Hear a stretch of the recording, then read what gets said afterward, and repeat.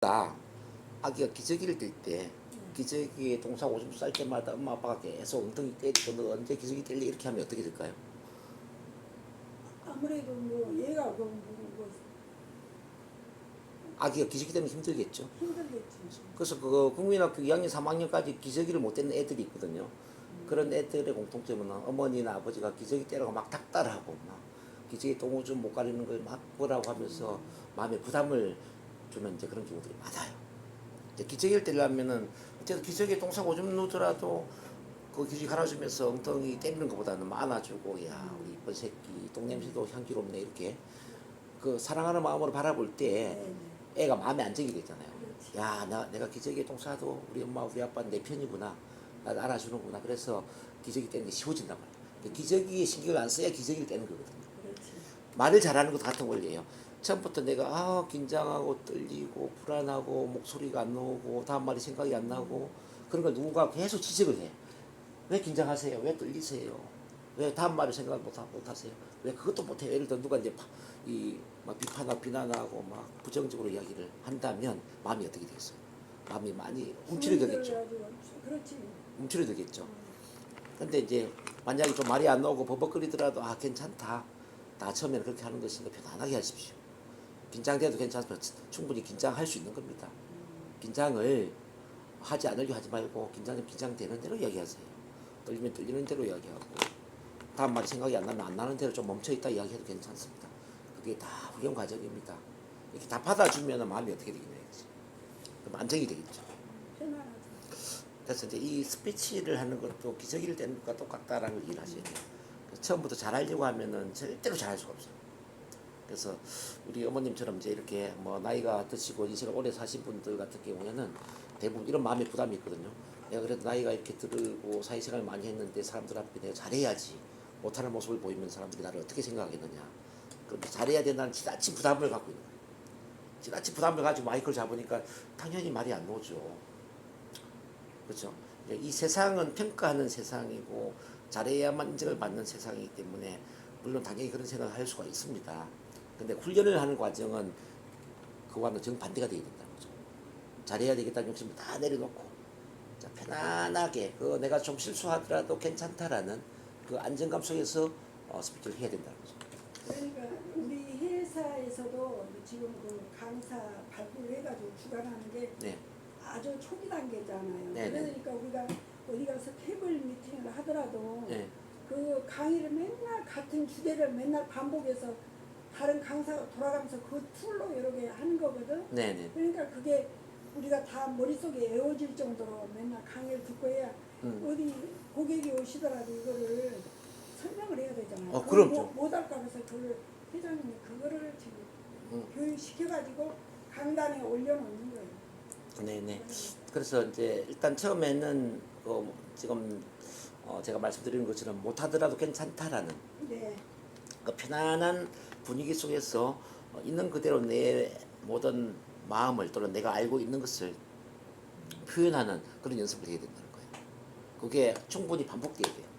자, 아기가 일어서려면 충분히 넘어지고 또 넘어지는 걸 충분히 반복하면서 일어서지 않습니까? 네, 그렇지. 아기가 넘어지면서 내가 얼마나 더 넘어져야만 일어설 수 있을까 고민을 할까요, 안 할까요? 애도 할까? 애는 고민을 안 하죠. 안 하지. 그러니까 생각이 근데 어른하고 아기가 차이가 커요. 그러니까요. 근데 우리 선생님처럼 이제 이렇게 어른들은 내가 얼마나 긴장되고 떨리고 불안하고 말이 안 나오고 이런 실수하는 과정을 더 많이 해야만 말을 잘할까 고민을 한다는 거예요. 고민을 하는 게 문제. 고민을 안 해야 된다는 거예요. 고민을 안 해야 잘하는 쪽으로 간다는 거예요.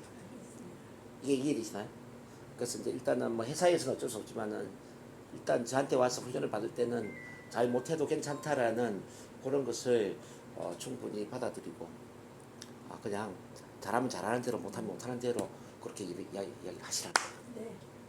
그리고 이제 두 번째는 뭐냐면은 우리 선생님 마음 안에 이제 말을 잘 못하게 하는 그런 불안한 마음이 있다면 그건 치료를 해야 돼.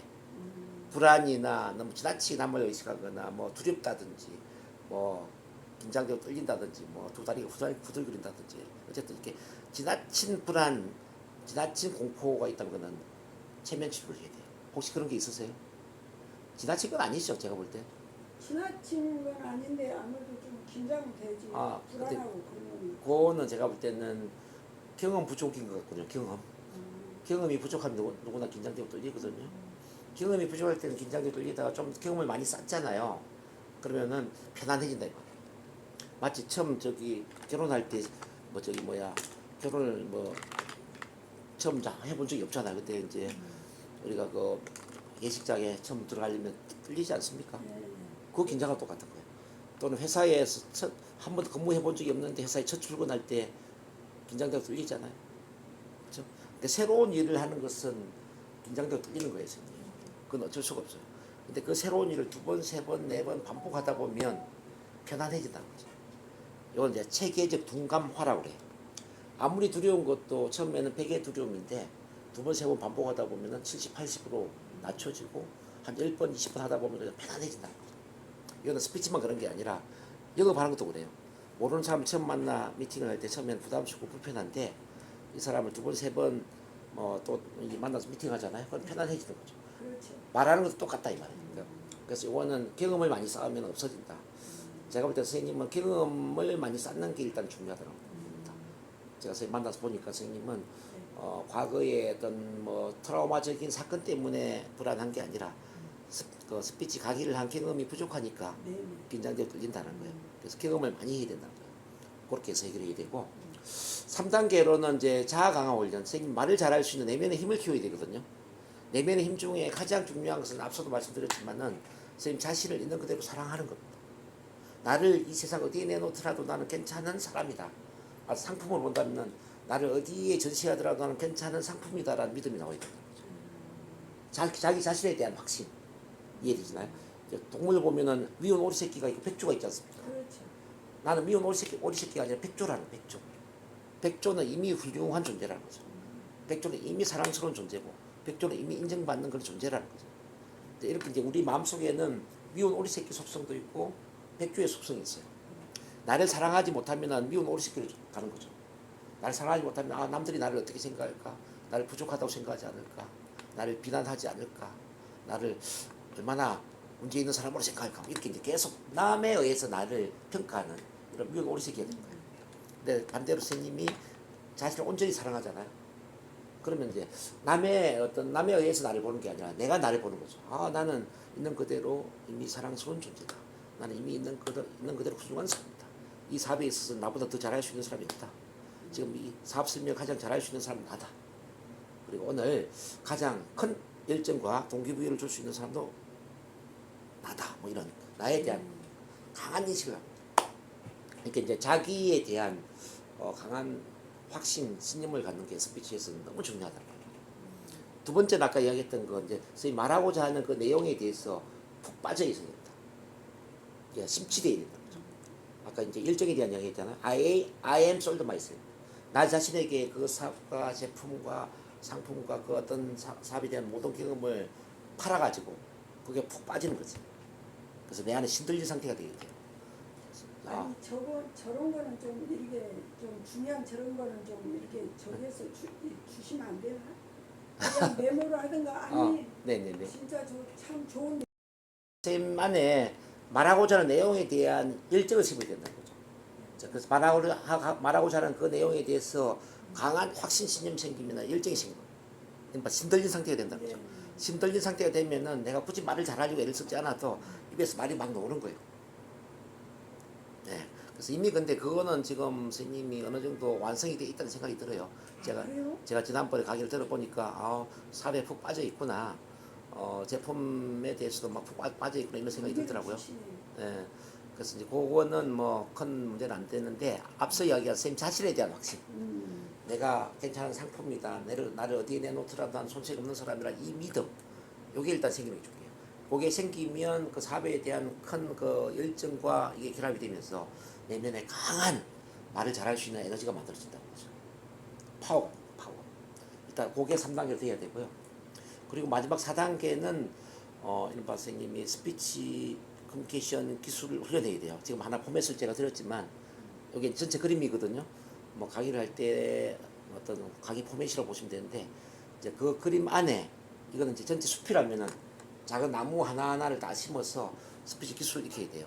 처음 인사는 어떻게 하고 인사한 다음에 그 대중들과 어떻게 인사하고 어떻게 그 믿음 신뢰를 구축하고 편안한 분위기를 만들고 원래 안 되더라고. 말하다 보면 여기 갔다 저기 갔다 아하, 갔다 그걸 이제 훈련해야 돼요. 그러면서 이제 편안한 분위기를 만들면서 그러니까 이제 뭐 나를 소개해 준 사회자에 대한 예도하고 뭐 또 이제 그 회사의 회장님에 대한 그런 또 감사나 프로모션도 하고 또 내가 하고자 하는 이야기를 또 이제 시작하면서 그걸 이제 풀어나가야죠. 그런 이제 공식들은 지금 배우면 안 돼요, 선생님. 이걸 빨리 달라고 하지만 사실 이거는 빨리 들여서 될 게 아니고 이거는 3단계까지 된 다음에 맨 마지막에 해야 되는 거예요. 말하는 기술을 먼저 배워버리면 오히려 마음에 부담이 돼버려요. 아, 그래요. 아니 이제 우리가 회사에 나가서나 가면은 그런 거를 시키고 이러니까 예. 그게 이제 갈망스러운 그 사람들이 이제 가장 먼저 기술을 배우려고 하는데 기술을 배워서는 빨리 말을 잘할 수가 없어요. 마치 이제 어린 아이한테 기저귀 떼는 법을 가르쳐 주거나 일어서는 법을 가르치지 않지 않습니까? 아기는 기저귀 떼는 법을 가르치지 않아도 기저귀를 떼잖아요. 일어서는 법을 이야기 안 해도 일어선다 이 말입니다.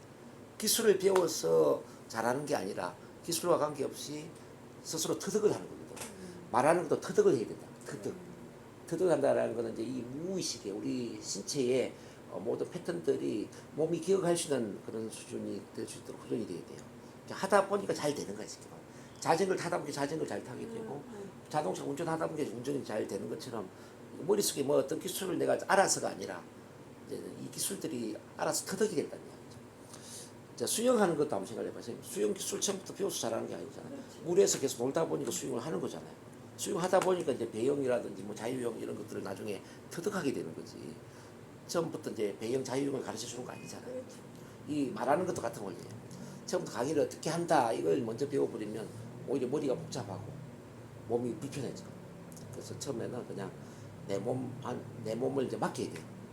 잘하면 잘하는 대로 못하면 못하는 대로 쭉 그렇게 하다가 어느 정도 내면의 힘이 강해지고 잘하는 상태가 되면 하나씩 이제 나무에 가지치기를 하는 것처럼 뜯어 고치는 거죠. 그렇게 구조가 되게 됩니다. 그래서 이제 스피치 커뮤니케이션 기술은 맨 마지막 단계의 훈련이 돼야 됩니다. 이렇게 1단계는 첫 만남 훈련을 통해서 편안한 분위기에서 충분히 실수를 하고 2단계는 이제 불안 심리나 긴장 떨림을 심리 치료를 하거나 이런 걸 이제 해소하는 쪽으로 훈련이 돼야 되고요.